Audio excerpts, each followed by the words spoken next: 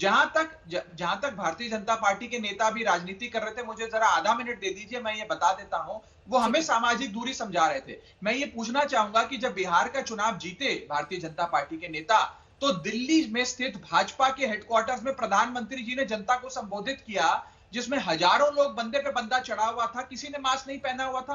ये तो प्रधानमंत्री जी की खुद की सभा जो देश की राजधानी में हुई आज से 10 विजेंद्र दिन जी, पहले, ये बड़ा आरोप देखिए यहाँ पे राघव चड्ढा लगा रहे हैं। ये बड़ा आरोप है कि देखिए जनता को तो आप हर जगह से रोक देते हैं कि शादी में सिर्फ 50 लोग आएंगे, किसी की घर में मौत हो गई है तो उसमें देखिए लोगों को क्रिमेशन तक में जाने का नहीं मिल रहा है, आखिरी विदाई देने का अवसर लोगों को नहीं मिल रहा है, लेकिन किसी तरह के राजनीतिक कार्यक्रम पर तो कोई रोक नहीं थी। देखिए, स्पष्ट रूप से कहना चाहता हूं, ये सिर्फ राजनीतिक भाषा बोल रहे हैं, इसके आगे कुछ नहीं है। ऐसा किसी को लाया नहीं गया था, ना कभी लाया जाता इस प्रकार से ऐसे समय में, लेकिन उत्साह में अगर लोग आए हैं तो उसको कार्यक्रम को फिर बहुत जल्द समाप्त भी किया गया। मैं ये असली बात ये कहना चाहता हूं कि जब दिवाली पूजन पूरे देश में सब लोग अपने घर पे करते हैं, ऐसे समय में मुख्यमंत्री जी भीड़ के साथ सार्वजनिक स्थान पर कर रहे हैं, तो ये इस तरह आरोप प्रत्यारोप से बात नहीं बनेगी।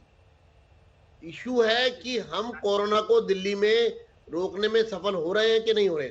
अभी कांग्रेस के प्रवक्ता ने बड़ी हास्यप्रद बात कह दी कि इम्यूनिटी कम हो जाती है, लोग डर जाते हैं।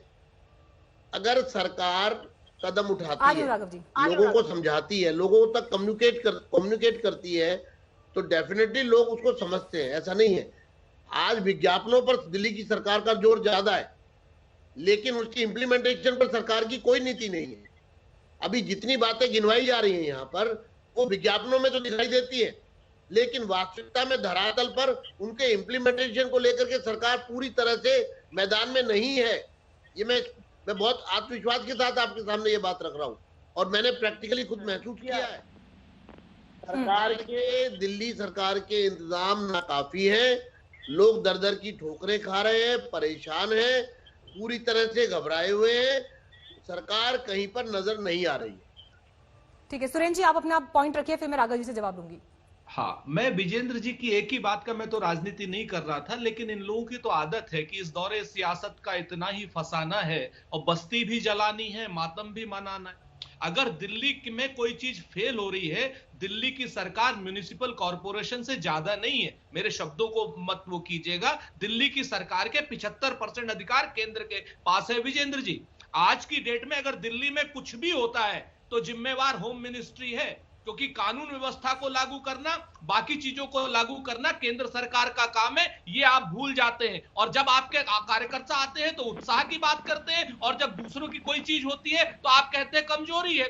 आप और केजरीवाल जी दोनों मिलकर के जो कबड्डी खेल रहे हो ना, गुम कबड्डी, एक दूसरे से मिलकर के, इससे काम नहीं चलने वाला है। लोग सुरेंद्र जी यहाँ पर दोनों पर ही आरोप लगा रहे हैं, आम आदमी पार्टी या फिर बीजेपी की सरकार, बीजेपी हो, लेकिन राघव चड्ढा जी, क्योंकि आप सत्तारूढ़ दल हैं दिल्ली में, मैं चाहूंगी कि क्लोजिंग कमेंट के तौर पर आप दिल्ली की जनता को ये बताइए कि कब आखिर दिल्ली में हालात बेहतर होंगे। 100 लोग अगर डेली मर रहे हैं, कब ये उम्मीद की जा सकती है कि दिल्ली कम से कम सेफ होगी, लोग ये उम्मीद करके अस्पतालों में जा पाएंगे, उनको बेड्स मिलेंगे, स्वास्थ्य सेवाएं मिलेंगी?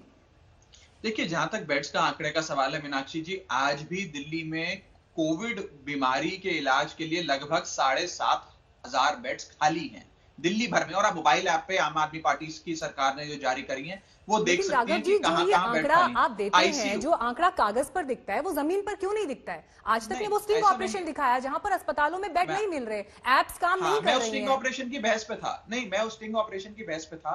अगर आपने गौर फरमाया होगा, वो जो स्टिंग ऑपरेशन था वो नॉन कोविड बेड्स के लिए था। मैं अभी कोविड बीमारी की बात कर रहा हूं, मैं उस बहस पे था राहुल कंवल जी के साथ, तो मैं आपको बता सकता हूं, मैंने पूरी इन्वेस्टिगेशन देखी है। 7,500 जिन लोगों को कोविड नहीं है, मुझे, अगर कोई कैंसर का भी पेशेंट है, किसी को दिल की बीमारी है, उनकी परेशानी भी उतनी ही गंभीर है, उनको भी इलाज की सेवाओं के लिए उतनी ही जरूरत है ना। अब आपने 3-4 सवाल पूछ लिए, मुझे समय दीजिएगा, नहीं तो ये बहस निष्पक्ष नहीं कहलाएगी। पहली बात है कि जो नॉन कोविड बीमारियां हैं, चाहे कैंसर हो, ब्रेन हेमरेज हो, अन्य बीमारियां हो, उसके लिए दिल्ली भर के 800 से अधिक नर्सिंग होम और छोटे अस्पताल, यानी कि हर वो अस्पताल जिसमें 50 बेड या उससे कम की स्ट्रेंथ है, वो सारे बेड नॉन कोविड इलाज के लिए हैं, यानी कि इन सारी बीमारियों के लिए, अन्य बीमारियों के लिए। दिल्ली सरकार के कुल 25 अस्पतालों में से लगभग 17 अस्पताल केवल इन बीमारियों के लिए हैं। तो ये कहना कि उन बीमारियों के लिए बेड्स नहीं है, ये गलत है। हो सकता है कि आपके घर के पास वाला जो अस्पताल है, मान लीजिए कोई बड़ा नामी गिरामी अस्पताल है, उसमें सारे बेड्स फुल हो गए हों, लेकिन इसीलिए हमने मोबाइल एप्लीकेशन लगाई कि ताकि आप देख लें कि दिल्ली के कौन से कोने में बेड अवेलेबल है, आप वहीं जाकर अपना इलाज करा सकते हैं, आपको दर दर की ठोकर नहीं खानी। एक विषय। दूसरा विषय, 7,500 बेड कोरोना महामारी के इलाज के लिए इस समय दिल्ली में खाली हैं। 1400 नए आईसीयू बेड केजरीवाल सरकार, केंद्र सरकार और अन्य सरकारें मिलकर दिल्ली में तैनात कर रही हैं। स्थिति सामान्य होती नजर आ रही है, क्योंकि जो संक्रमण की दर है वो 15% से घटनी शुरू होकर आज 10 साढ़े 10% पे आकर रुक गई है। हमें पूरा विश्वास है कि और नीचे जाएगी। सामाजिक दूरी के लिए हमने प्रोटोकॉल्स भी बनाए हैं, फाइन का अमाउंट भी बढ़ाया है, 200 की गैदरिंग नहीं होगी, 50 की गैदरिंग होगी।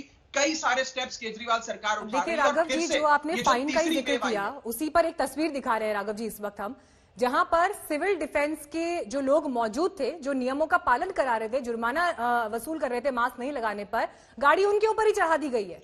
आपको भी ये खबर मिली होगी राघव जी। ऐसी परिस्थिति में क्या होगा? देखिए, आप शो पे आने से पहले मैंने भी वो दृश्य देखे अपने फोन के माध्यम से। बहुत ही दुखद दृश्य हैं और मैं हाथ जोड़कर दिल्ली वालों से अपील करना चाहूंगा कि जितने भी ये फ्रंटलाइन हमारे वॉरियर्स हैं, डॉक्टर्स हो, नर्सेज हो, पैरामेडिक्स हो, या फिर हमारे सिविल डिफेंस के कार्यकर्ता हो, जो बेचारे दिन रात बोर्ड लेकर खड़े हैं और आपको मास्क पहनने के लिए आग्रह कर रहे हैं, कृपया उनका सम्मान करें। वो फ्रंटलाइन वर्कर्स हैं, वो लोग हैं जो अपने सर पे कफन बांधकर रोज घर से निकलते हैं ताकि हम सब दिल्ली वाले सुरक्षित रह सकें।